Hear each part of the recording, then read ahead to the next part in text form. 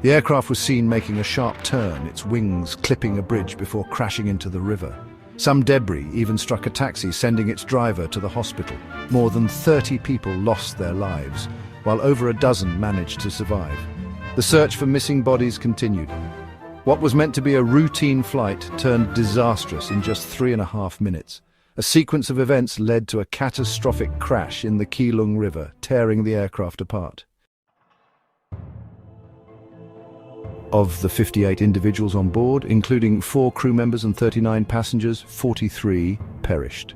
What exactly went wrong in those brief moments? What led to such a devastating outcome? To fully grasp what happened, let's go back to that moment and analyze the tragic sequence of events.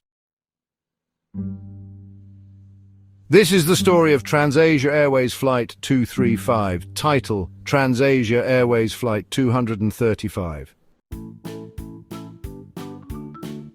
The flight took off on February 4, 2015, at 10:45 a.m. local time.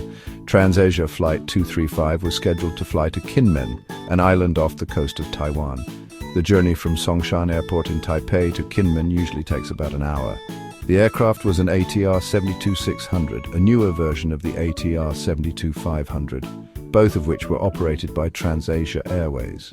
It was a relatively new aircraft, manufactured in 2014, with around 1,600 flight hours before the accident. It was powered by 2 Pratt & Whitney engines. On the day of the crash, the flight crew was scheduled for 2 round trips between Songshan and Kinmen.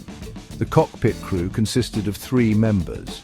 The captain, Liao Qian-tsung, was 42 years old with nearly 5,000 flight hours, including 250, on the ATR 72-600. He had faced challenges in his training, particularly in multitasking and handling pressure.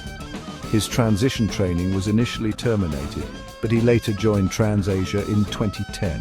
While he eventually became a captain, concerns persisted about his ability to manage emergencies, especially engine failures. The first officer, 45-year-old Liu Tzu-chung, had nearly 7,000 flight hours, including 794 on the ATR 72-600. Also in the cockpit was 63-year-old First Officer Hung Ping-chung, observing as part of his training. He had over 16,000 flight hours, but only 8 hours on the ATR 72-600. After engine startup, the aircraft taxied toward the runway. They were assigned the Mucha to Quebec departure procedure, which required a right turn and climb to 5,000 feet. This included an engine-out standard instrument departure, or EOCD, a specific route designed to help pilots safely navigate obstacles if an engine failed after takeoff. During taxiing, the crew discussed differences between the ATR 72-600 and the ATR 72-500, which was against the sterile cockpit rule prohibiting non-essential communication during critical flight phases. This distraction may have contributed to missing an essential pre-takeoff briefing. At 10:51 a.m., the aircraft began its takeoff roll. Just 4 seconds in, the first officer noted an issue. ATPCS is not armed. Despite the takeoff inhibit warning, the captain chose to proceed.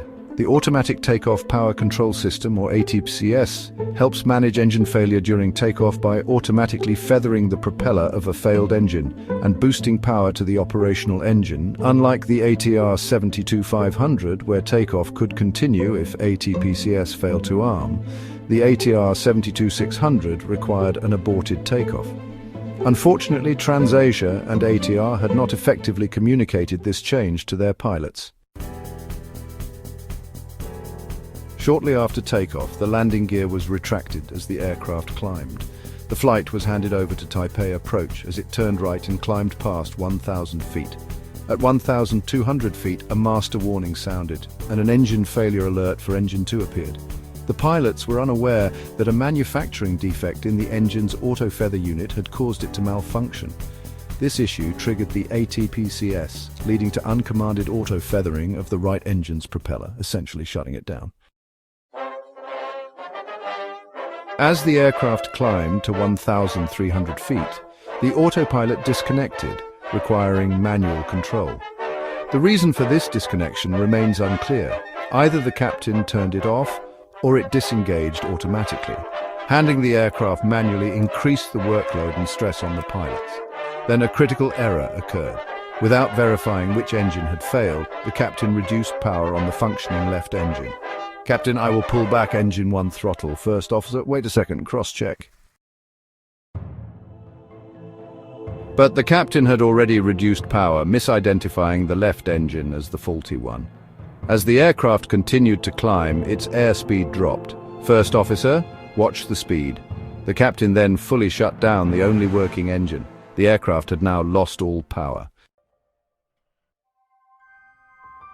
At 1,630 feet, the highest recorded altitude, the aircraft slowed to 101 knots, approaching stall speed. The stall warning activated, followed by the stick shaker and stick pusher systems, designed to alert pilots and prevent a stall. First officer, push back. Captain, throttle. Now, in an aerodynamic stall, the aircraft began a rapid descent. The first officer attempted to restart the engines. "First officer, Mayday, engine flame out. Captain, how come it becomes like this? Both sides lost."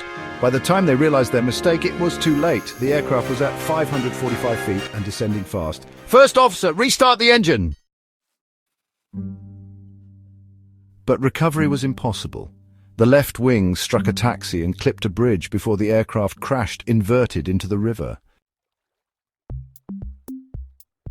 The impact broke the aircraft apart. Of the 58 people on board, 43 died, while 13 passengers and 1 cabin crew member suffered serious injuries. The taxi driver hit by debris was also seriously injured. Remarkably, some survivors managed to escape the wreckage. Investigators recovered the flight data, recorder and cockpit voice recorder intact. Analysis revealed multiple failures: the engine malfunction due to manufacturing defects, the pilot's misidentification of the failed engine, and the lack of clear communication in the cockpit. The stress and workload overwhelmed the captain, leading to a fatal mistake, shutting down the wrong engine. This accident marked Transasia Airways' second fatal crash in less than a year. Following Flight 222 and Flight 235, the airline ceased operations and filed for bankruptcy. The tragedy underscored the importance of proper pilot training, clear procedural guidelines, and effective communication in preventing similar disasters in the future.